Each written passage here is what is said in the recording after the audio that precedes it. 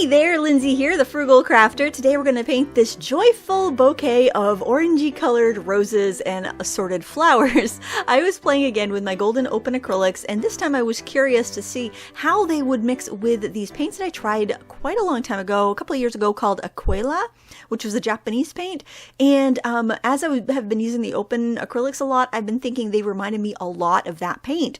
And I wanted to use them together and see if they may be a very similar product. And that's what I'm going to experiment with today. Now, I will keep my eye on this painting over the next couple of months and make sure there's no crazing or cracking or anything. So if you are watching this video in the future, you can ask me any of that questions. I'll try to remember to update either in a comment or in the video description how this how it cured over time to make sure there wasn't any issues, but I don't think there will be. I'm starting off by using some white, some yellow ochre, some ultramarine blue, and just doing a kind of painterly background. This is a very impressionistic type of expressionistic still life, and I'm really enjoying work like that, especially this week where, and if you're watching this way in the future, it's going to probably, I don't know how it's going to seem in the future, but this is the big, schools have been closed due to the coronavirus outbreak, and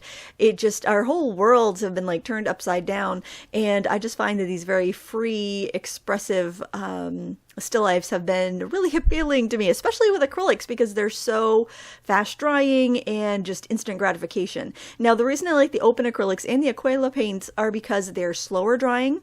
So, and I remember when I reviewed the Aqyla paints, I really liked them, but I was using up the white so quickly that I was concerned that I was going to use it up, then not have anything I could use with it, and then kind of be stuck with all these other gorgeous colors and then not, have the white, because it's kind of difficult to get that paint in the United States. At one time they sold it on Amazon, but it's not on Amazon any longer, so you have to import it from Japan, which does of course come with a price tag. And of course this day and age, I don't know, or this week in time, I should say, month in time, it might be quite impossible to get many imported products. So anyway, I was curious to see if these two paints were the same type of deal. Now, Aqyla it's called a water-based alkyd resin, and golden open acrylics are a slow drying acrylic paint. And so mixing them together, I tried experimenting mixing them with regular acrylics, the open acrylics and regular acrylics, and it just cut down the open time, meaning it dried a little faster than open would on its own. And regular acrylics would of course dry a little bit slower than they would on their own. Now with this, I didn't really notice, I almost feel like mixing these two types of paints together, they did mix. It wasn't any resisting or any weird reaction between the two, but I find that they dried about the same as a traditional acrylic, even though both of these products are slower drying than normal acrylics on their own. So I think there's a little bit of miscompatibility here, or non-compatibility, but the finished project, everything dried, nothing was sticky or tacky when I was done. So I'm just going to keep my eye on this. Painting with them was fine, but I didn't see any advantage to doing this. I'm not going to mix them again. But something I did realize, because I also grabbed some regular white acrylic paint, I realized that that I could use regular acrylic white paint with my Aqyla, so that will help me be able to use that up anyway. So what I'm doing here, back to the painting at hand, these sketchbook Sundays, man, they can go anyway, right? I might just gab about something, I might give you a tutorial, it's just a mixed bag, it's like a big grab bag of crafty goodness. I am just kind of loosely sketching on some stems with leaves. They remind me of eucalyptus leaves in the color and shape, but I don't think they are. So I'm just kind of putting them in as far as design and pattern. I'm getting some of those green stems in the vase, which is just like a cylinder, one of the glass cylinders. I mean, you can find them, usually you could see them at any craft store that sells floral decorating supplies, even dollar stores and stuff like that have these just cylinders of glass. I thought this was really nice, very modern. I do have a reference photo I'm using. I did have to kind of use my imagination a bit, which is always a good thing. We should always use our imaginations. I have a habit of relying on reference photos too much. I really should just break myself of that, and I had to here because the picture didn't include all of the vase. It didn't include a table or anything, so I just kind of I just made it up, which wasn't that difficult. I mean, it's like a straight line bar of color, not The only thing I had trouble with actually is visualizing whether there was enough light in this picture that it would cast a light highlight on the table inside of the shadow. And I painted it both ways and I ended up painting it out. But anyway, the thing I really like about the Open Acrylics, and if you paint fast with regular acrylics, I think you can really get the same effect, is that you can go in and add your darks and then grab white and then kind of smear it around and blend it around like you would with oil paints. So it's been really a lot of fun to have that oil paintability or painterliness with an acrylic paint that does not have to sit around drying for months before I can actually hang it up. I've been like stashing paintings because I did that oil painting month back in November, and I've been playing with these paints. I've been like stashing canvases everywhere. Any like exposed nail in a joist, because I paint in the basement, is like a painting hanging on it. It's kind of funny. It looks like an old decrepit junk store, yard sale. I don't know. It just looks like, you walk into those like, Poor Bob's or just one of those, junk shops that you'd find. Some like old Liberty Tool Company is a place that comes to mind here if you're in Maine.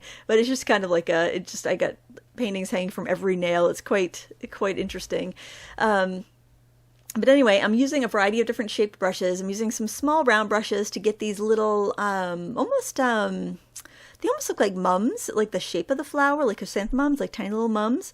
But I'm not sure if that's what they are because they have a long stem. And whenever we grow mums and marigolds here, they seem like they're very short stem. I don't know, maybe they're longer. We just have them in pots and they're really dense. So maybe that's why they seem to be short stems. I think they might be a mum.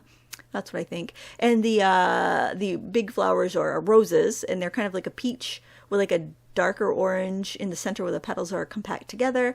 And I'm just kind of tucking in some more brighter green flowers. I've kind of mixed up like a sap green type color. I'm using both of the brands of paint interchangeably here, and they are mixing well. Haven't had any issues here. It does seem to be drying a little quicker than either of them would on their own, though. That's the only thing. But I did notice I can go back in and with a wet brush manipulate stuff if I want to.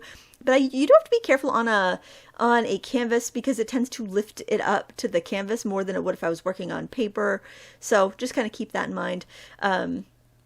It was a lot of fun, though. I really enjoyed it. I love painting the glass. Yes, I'm still working on, I'm actually planning the glass and watercolor class. I just haven't had enough quiet time to record because for my classes, I do like to make sure there's no, furnace coming on or, construction in the background, which has been quite a challenge.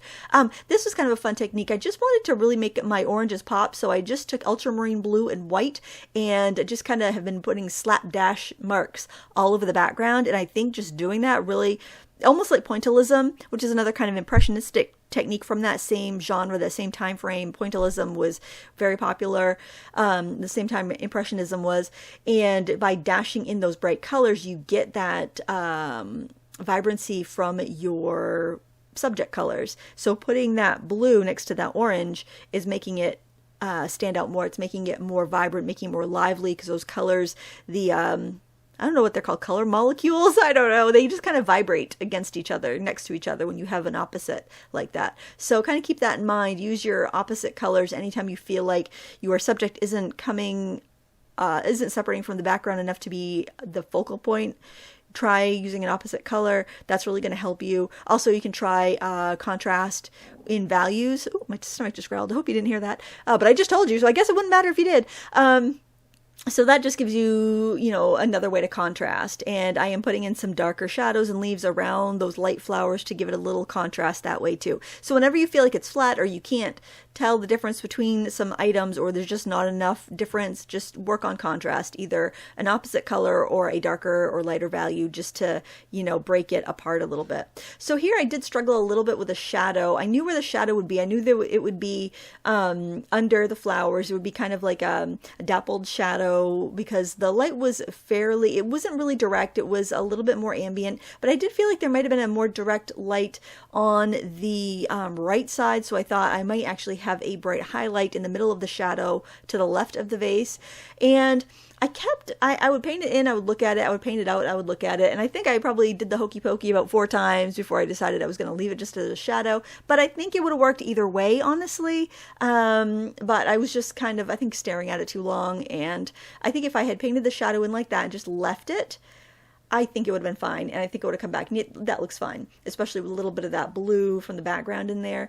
But I just kept fussing with it, and in the end, I decided to take the safe route and just make it a shadow. But I think either thing would have been just fine. So I hope you find some time to paint during these crazy days. It's a great therapy for your brain. I enjoyed this painting so much, and I'll have a review on the Golden Open Acrylics in a week or two. Thank you so much for watching. Please give me a thumbs up if you enjoyed this tutorial. Take care of yourselves, take care of each others. Until next time, happy crafting!